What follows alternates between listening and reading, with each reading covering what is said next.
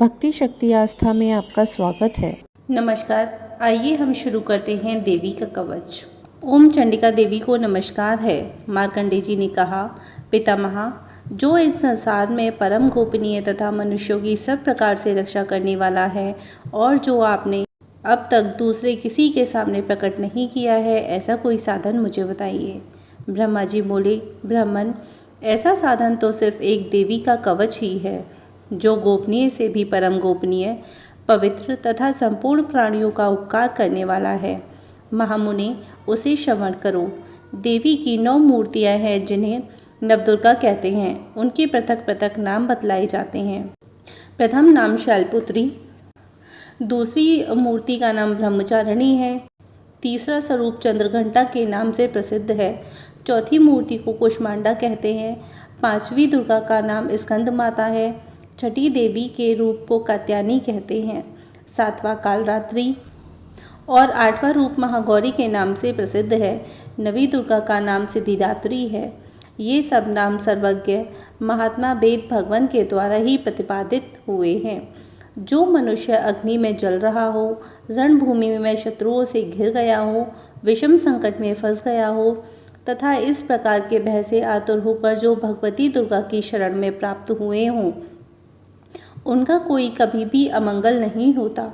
युद्ध के समय संकट पड़ने पर भी उनके ऊपर कोई विपत्ति नहीं आती।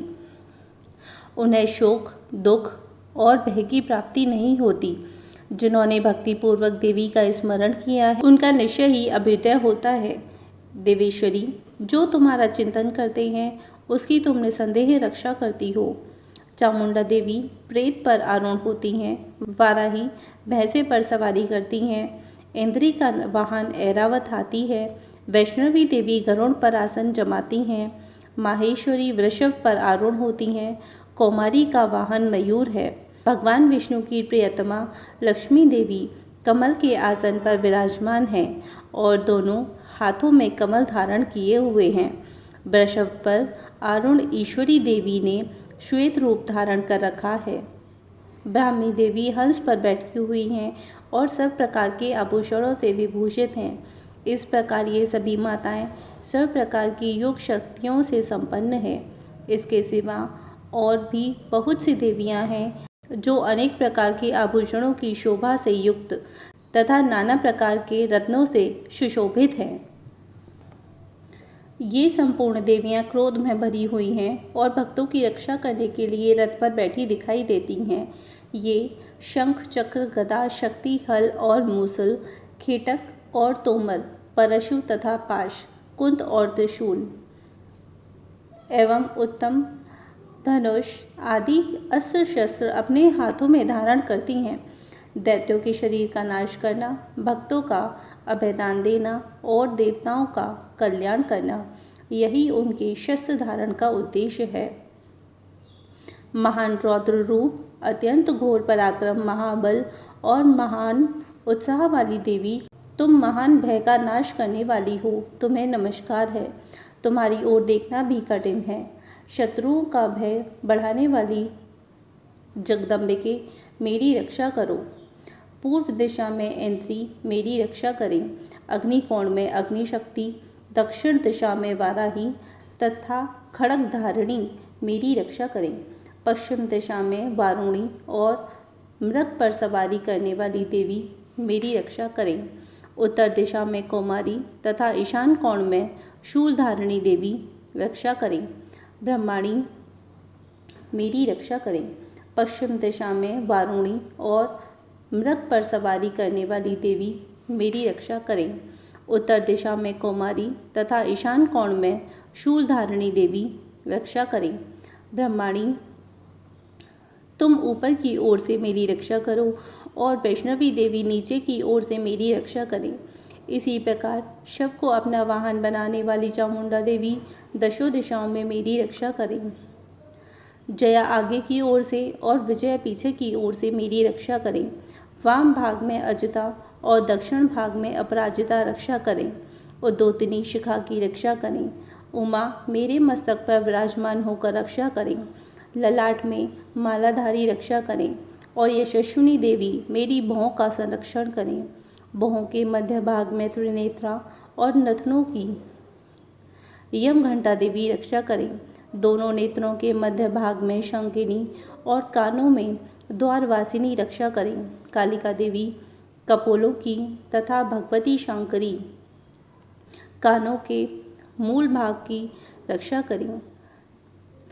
नासिका में सुगंधा और ऊपर की ओट में चर्चिका देवी रक्षा करें। नीचे की ओट में अमृत कला तथा जिह्वा में सरस्वती देवी रक्षा करें। कौमारी दांतों की और चंडिका कंठ प्रदेश की रक्षा करें। चित्रघंटा गले की घंटी की और महामाया तालु में रहकर रक्षा करें। कामाक्षी ठोड़ी की और सर्वमंगला मेरी वाणी की रक्षा करें। भद्रकाली ग्रीवा में और धनुधरी पृष्ठवंश में रहकर रक्षा करें। कंठ के बाहरी भाग में नीलग्रीवा और कंठ की नली में नलकूबरी रक्षा करें। दोनों कंधों में खड़ंगिनी और मेरी दोनों भुजाओं की वज्रधारणी रक्षा करें। दोनों हाथों में दंडिनी और उंगलियों में अंबिका रक्षा करें। शूलेश्वरी नखों की रक्षा करें। कुलेश्वरी पेट में रहकर रक्षा करें। महादेवी दोनों स्तनों की और शोक विनाशिनी देवी मन की रक्षा करें। ललिता देवी हृदय में और शूलधारणी उदर में रहकर रक्षा करें। नाभि में कामिनी और गुहा भाग में गुहेश्वरी रक्षा करें। पूतना और कमिका लिंग की रक्षा करें और महिषवाहिनी गुदा की रक्षा करें। भगवती कटी भाग में रहकर और विंध्यावासिनी घुटनों की रक्षा करें। संपूर्ण कामनाओं को देने वाली महाबला देवी मेरी पिंडलियों की रक्षा करें। नरसिंही दोनों घुटनियों की रक्षा करें और तेजसी देवी दोनों चरणों के पृष्ठभाग की रक्षा करें। श्री देवी पैरों की उंगलियों में रहकर और तलवासिनी पैरों के तालुओं में रहकर रक्षा करें और उदरवकेशनी केशों की रक्षा करें। रोमावलियों के छिद्रों में कौबरी और त्वचा की बागेश्वरी देवी रक्षा करें। पार्वती देवी रक्त मजा वसा मांस हड्डी और मेदा की रक्षा करें। आंतों की कालरात्रि और पित्र की मुकुटेश्वरी रक्षा करें। मूलाधार आदि कमल केशों में और कफ में चूड़ामणि देवी स्थित होकर रक्षा करें। नख के तेज की ज्वालामुखी रक्षा करें। जिसका किसी भी अस्त्र से भेदन नहीं हो सकता, वह अभेदा देवी शरीर की समस्त संधियों में रहकर रक्षा करें। क्षेत्रेश्वरी छाया की तथा धर्मधारिणी देवी मेरे अहंकार मन और बुद्धि की रक्षा करें। हाथ में वज्र धारण करने वाली वज्रहस्ता देवी मेरे प्राण आपन व्यान उदान और समान वायु की रक्षा करें। कल्याण से शोभित होने वाली भगवती कल्याण शोभना मेरे प्राण की रक्षा करें। रस रूप गंध शब्द और स्पर्श इन विषयों का अनुभव करते समय योगिनी देवी रक्षा करें तथा सत्वगुण रजोगुण और तामोगुण की रक्षा सदा नारायणी देवी करें। वाराही आयु की रक्षा करें। वैष्णवी धर्म की रक्षा करें तथा चक्रणी देवी यश कीर्ति लक्ष्मी धन तथा विद्या की रक्षा करें। इंद्राणी आप मेरे गोत्र की रक्षा करें। चंडिके तुम मेरे पशुओं की रक्षा करो। महालक्ष्मी पुत्रों की रक्षा करें और भैरवी पति की रक्षा करें। मेरे पथ की सुपथा तथा मार्ग की क्षेमकरी रक्षा करें। राजा के दरबार में महालक्ष्मी रक्षा करें तथा सब ओर व्याप्त रहने वाली विजय देवी संपूर्ण भयों से मेरी रक्षा करें। देवी जो स्थान कवच में नहीं कहा गया है अतएव रक्षा से रहित है, वह सब तुम्हारे द्वारा सुरक्षित हो, क्योंकि तुम विजयशालिनी और पापनाशिनी हो। यदि अपने शरीर का भला चाहे तो मनुष्य बिना कवच के कहीं एक पग भी न जाए, कवच का पाठ करके ही यात्रा करे। कवच के द्वारा और सब ओर से सुरक्षित मनुष्य जहाँ जहाँ भी जाता है वहाँ वहाँ उसे धन लाभ होता है तथा संपूर्ण कामनाओं की सिद्धि करने वाली विजय की प्राप्ति होती है। वह जिस भी अभीष्ट वस्तु का चिंतन करता है उसको निश्चय ही प्राप्त कर लेता है। वह पुरुष इस पृथ्वी पर तुलना रहित महान ऐश्वर्य का भागी होता है। कवच से सुरक्षित मनुष्य निर्भय हो जाता है। युद्ध में उसकी कहीं भी पराजय नहीं होती। वह तीनों लोकों में पूजनीय होता है। देवी का यह कवच देवताओं के लिए भी दुर्लभ है। जो प्रतिदिन नियम पूर्वक तीनों संध्याओं के समय श्रद्धा के साथ इसका पाठ करता है उसे देवी कला प्राप्त होती है तथा वह तीनों लोकों में कहीं भी पराजित नहीं होता। इतना ही नहीं, वह अपमृत्यु से रहित 100 से भी अधिक वर्षों तक जीवित रहता है। मकड़ी, चेचक और कोढ़ आदि संपूर्ण व्याधियां नष्ट हो जाती हैं। कनेर, भांग, अफीम, धतूरे आदि का विष, सांप और बिच्छू आदि के काटने से चढ़ा हुआ जंगम विष तथा अहिफेन और तेल के संयोग से बनने वाला कृत्रिम विष, ये सब प्रकार के विष दूर हो जाते हैं, उनका कोई भी असर नहीं होता। इस पृथ्वी पर मारण, मोहन आदि जितने भी अभिचारिक प्रयोग होते हैं तथा इस प्रकार के जितने मंत्र यंत्र होते हैं, वे सब इस कवच को हृदय में धारण कर लेने पर मनुष्य को देखते ही नष्ट हो जाते हैं।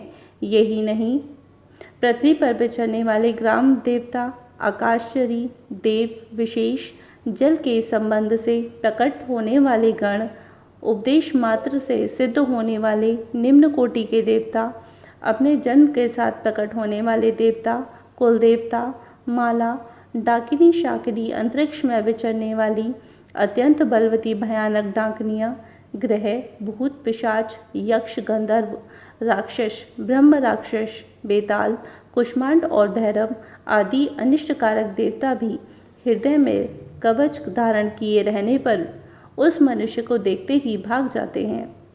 कवचधारी पुरुष को राजा से सम्मान वृद्धि प्राप्त होती है। यह कवच मनुष्य के तेज की वृद्धि करने वाला और उत्तम है। कवच का पाठ करने वाला पुरुष अपनी कीर्ति से विभूषित भूतल पर अपने सुयश के साथ साथ वृद्धि को प्राप्त करता है। जो पहले कवच का पाठ करके उसके बाद सप्तशती चंडी का पाठ करता है, उसकी जब तक वन, पर्वत और काननों सहित यह पृथ्वी टिकी रहती है, तब तक यहाँ पुत्र, पौत्र आदि संतान परंपरा बनी रहती है। फिर देह का अंत होने पर वह मनुष्य भगवती महामाया के प्रसाद से उस नित्य परम पद को प्राप्त होता है, जो देवताओं के लिए भी दुर्लभ है।